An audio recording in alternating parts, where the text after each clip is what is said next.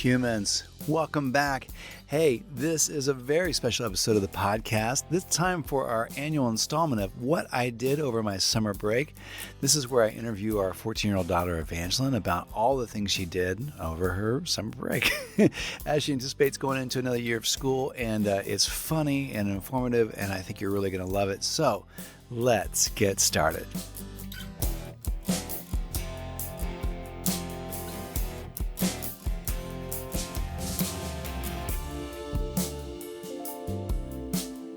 This is a production of Pioneer Dream, celebrating 30 years of moving stories for corporate, nonprofit, and entertainment partners. Please help us keep the conversation going by rating, liking, and subscribing to this podcast. Thank you. Also, make sure to check out our other podcast, Mixed Up Mystics, featuring refreshingly honest conversations about Christianity, and Got a Minute Mini Podcast, presenting funny stories and independent music, all in about 15 minutes. Now, here's Jay and Anjanette Webster. Humans, wow, are you in for a treat today? If you're new to the podcast, maybe you don't know that we do this every year. We do a special edition of the podcast when we like to call What I Did Over My Summer Break. And I bring in a very special guest for that episode. Would you please tell the at-home audience your name and what grade you're going into? Hi, I'm Evanjalyn, and I am going into 9th grade. Wow. Okay, yes. So it is time for our annual installment of What I Did Over My Summer Break.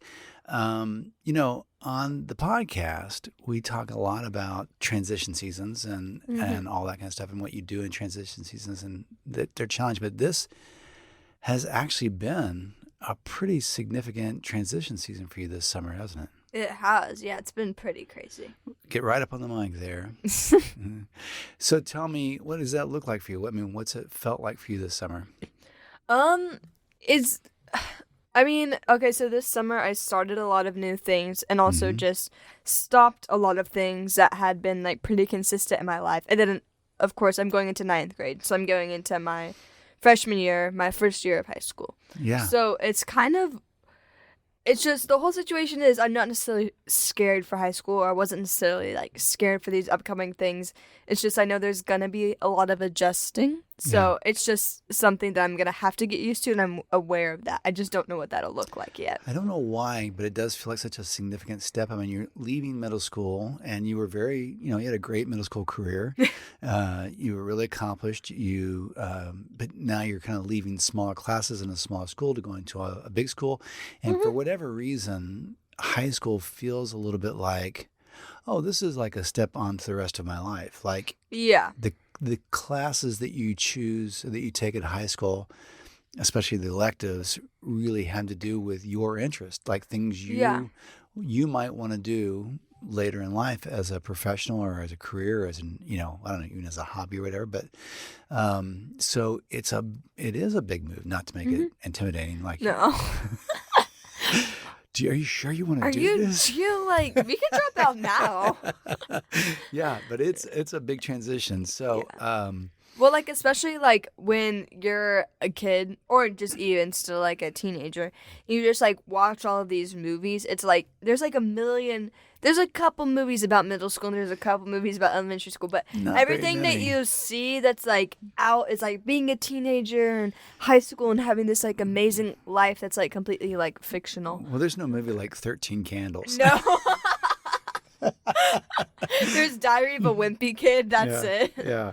So it's like high school's almost like this huge thing, and it of course only happens once in your life. So it's something that everybody looks forward to, especially from a young age. Meeting a teenager or being friends with a teenager when you're 8 or something was crazy. Yeah. That was the craziest pool that you could have. So it kind of felt like forever away from you because you were exactly. 8, and now 9, it's 10. Here and it's this huge famed thing. So. Yeah. You did a little babysitting thing this last weekend, and all of a sudden you're the person in charge. You're the real thing. It was crazy. So when last our listeners heard from you and about you, you were leaving 8th grade, graduating. I put that in air quotes, graduating 8th grade. Okay. And then you went straight into CMT, and what was that like?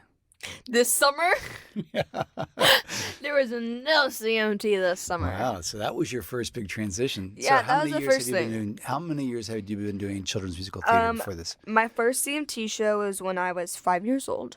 Mm. And I've been doing main stages, which is like, okay, so there's the smaller camps, and I've been doing those since I was 5 years old. So those still gave me some more free time in the summer. Right. But then when I was at age 9, I started doing camps and our main stage shows on our big community center stage. Right. And those are like all summer productions. So I've been doing the main stage shows since I was 9, and I've been doing CMT since I was 5. Wow. So this is my first year. At So 14 did years you- old, I haven't done it. Did you not do it this year because you're a woman now, or what happened? Yeah, I'm blooming into this blossoming woman. Okay. Oh, my goodness sakes. Okay. You started it. So, what did you do to start your summer since you were not doing CMT? Okay, so I got out of school. Praise the Lord. Hallelujah. Yeah. I was You were done. ready. I was Yeah. ready. Yeah. And so then we go on vacation. Well, what did we do before that? You started something. What did before we that. do before that? I think you started your first job. Wait, no, I didn't. You did job before you went on vacation, didn't you? Mm-mm. Oh, I'm wrong. Okay, so you went on vacation, I did. as all adults do. So you got off job or off school, and you went on vacation. And what did you do for vacation? For our vacation, we went somewhere that we were like, well, at least like more than me or my dad. My mom wanted to go like a crazy amount. So we Yeah. went to Spain. Yeah. So she's always wanted to go there. And it was really, really cool. What was it like when you were anticipating the trip? What did you think it was going to be? What were you nervous about? Anything? Were you excited about anything? Were you just too busy getting out of school? What was that? Yeah, I was kind of like busy getting out of school. I didn't like really have like time to like adjust or kind of like think about it too much. I was just like, okay, we're going to Spain. Yeah. So like that's just kind of how it was. And I was packing, and it didn't like necessarily like even hit me till we stepped foot in like a country that I couldn't like really fluently speak Yeah, like their language, and it was like, what? So it didn't like necessarily hit me till I like really got there for some reason. Was it hard to tell your friends you were going to Spain?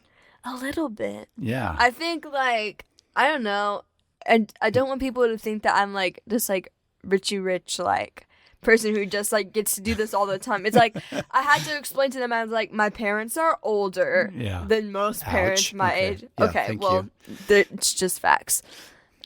Can't get hurt by the facts. And so I was explaining to them, I was like, they've saved with this money for a long time, and mom has wanted to go since she was in middle school. Right. Like, this is like a really, really big thing for us, but they've been saving up for a long time, and they're like, okay. Well, we don't have to work through the step-by-step of, we flew into here and we did all that. Yeah. And left here and saw this. Woke up What at were 3 your- a.m. What were your overall impressions of the trip? My overall impressions? Okay, well, my favorite city that we went to was Barcelona. Okay. So that was really cool. We went to Barcelona, Valencia, Madrid, and then while we were in Madrid, we did a day trip to Toledo. Mm-hmm. And so my favorite place was Barcelona, and that was because of the Sagrada de Familia, which is like the biggest cathedral in the entire world. Yeah. It's literally 200 years in the making. Its main architect was Gaudi, who was like this like really just crazy good architect. And it was like really, really cool to see something that like was just so historic and so grand and just like I don't know, it's just crazy to see something like so intricate yet so like huge. It's just like it was like almost like powerful, I Yeah. said. Yeah, Like really. in air quotes. How did you deal with the time change? Was it a thing or not a thing? Or Oh, so on the first day, so I was supposed to sleep on our flight. Yeah. So we take like a flight to somewhere in like America, and then we go from that place all the way across. And you're supposed to like sleep on the flights like 9 hours. Well, I can like barely sleep in my own bed with like perfect conditions. How do you expect me to sleep on an airplane? yeah. And so I'm on the airplane. I sleep probably like I don't know. I feel like I slept more than I thought, maybe like Yeah, 2 probably. hours. Yeah. But it's just, you can't run on 2 hours of sleep. Right. So we get there, and since we were supposed to sleep on the plane, it's like the beginning of a new day for them. So they're just like chilling. And so you had to power through it. Yeah. You can't go to sleep when you get there, or else like the jet lag will kill your entire trip. Yeah. So we just go. We're ready. And so my mom was like, what a better way to wake us up than like the first thing that we do is like a Segway. If you don't know what a Segway tour, is, it's like almost like a scooter. It has 2 wheels on the side. It looks like a hoverboard. Yeah. But it's like a big hoverboard, and it has like a pole sticking out of it and like handlebars. Yeah. And there's like no brakes or no anything. It's just all reliant on where you put your weight. So Yeah. that was the first thing that we did when we got there. It's crazy. Yeah. Well, so what was it like? That was your first time in a foreign country, right? Mm-hmm. Yeah. So what was that experience like to be a minority, to be... Yeah, I mean, being in America, I'm white, so Yeah. like I it's think not you're something white that you. wherever you go, really. Yeah, really. What I'm trying to say is I'm not a minority necessarily. Yeah. In our home country, America. But when we went to Spain, it was kind of weird. It was just kind of like there's like not much hiding in it. It's like Yeah. you can't like really pass, but it was Spain, so you can kind of pass. Yeah. But it's like it's just everywhere you go. Like I hate being labeled as like a tourist. You know, like Yes, that right. really really sucks. I don't want to be like cringy and like weird like that. But yeah, everybody knew that we were tourists Yeah. because I'm like pale white. Well, that was a really long trip too for us because, we don't get to, obviously in years past we had stuff we had to get back for with CMT and other stuff. Mm-hmm. And so we haven't had the luxury of taking a super long trip, but this was No. pretty long. What was, it was, It was like 2 weeks. yeah. So what was that like for you?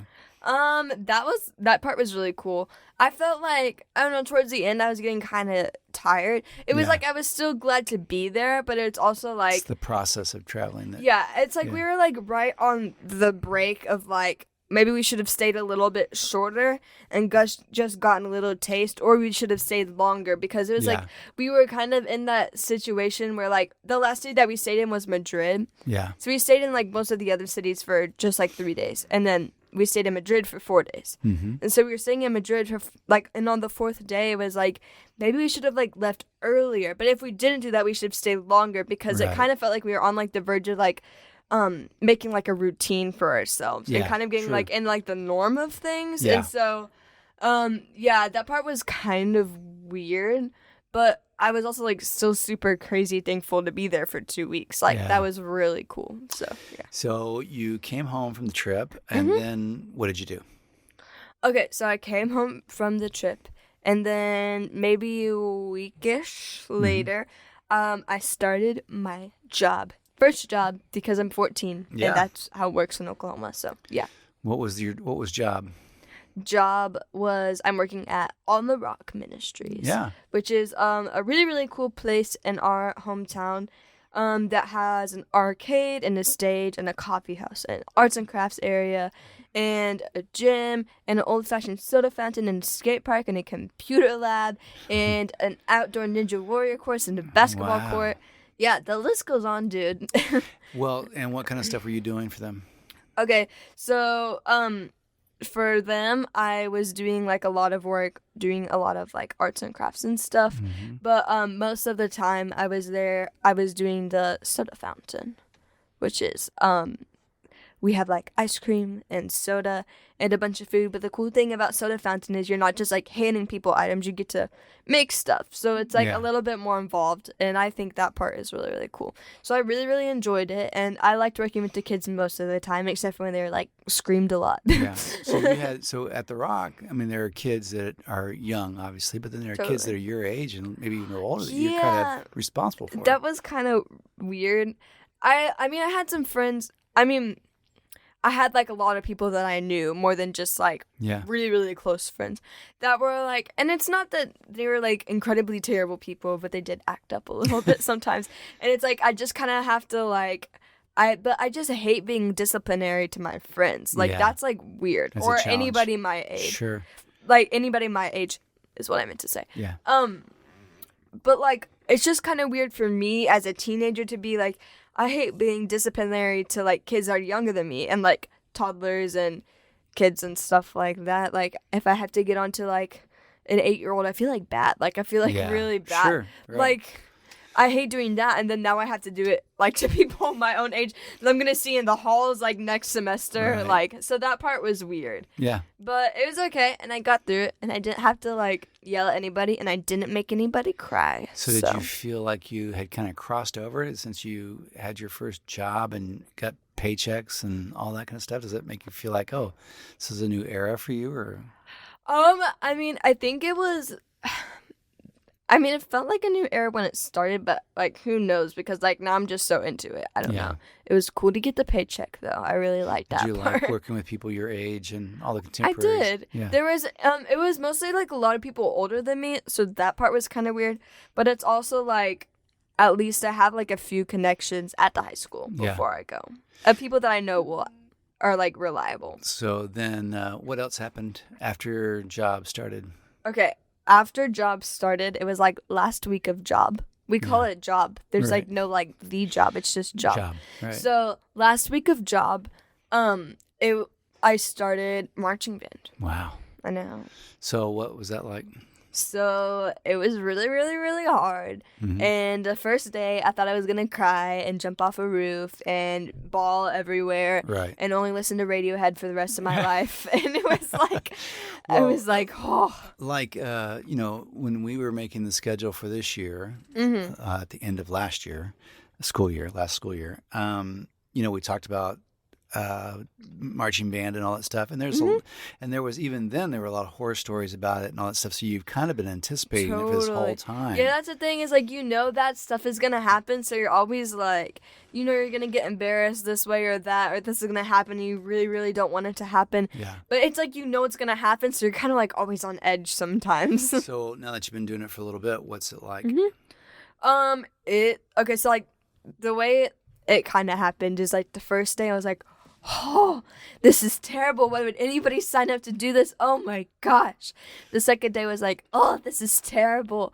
I hate this. But it's a little bit better. Yeah. And then we got back on Monday, and that's when we started with the entire full band. It wasn't just percussion. So for context, I'm a percussionist, and I am in the front ensemble, and I am playing marimba. And marimba is like a really, really big wooden xylophone. They're typically made out of rosewood, and they're like really, really huge and really, really expensive. But they're like really, really, really cool, but they're not known as much. Right. So I'm playing marimba in the front ensemble. And so percussion was just Thursday and Friday of the week prior.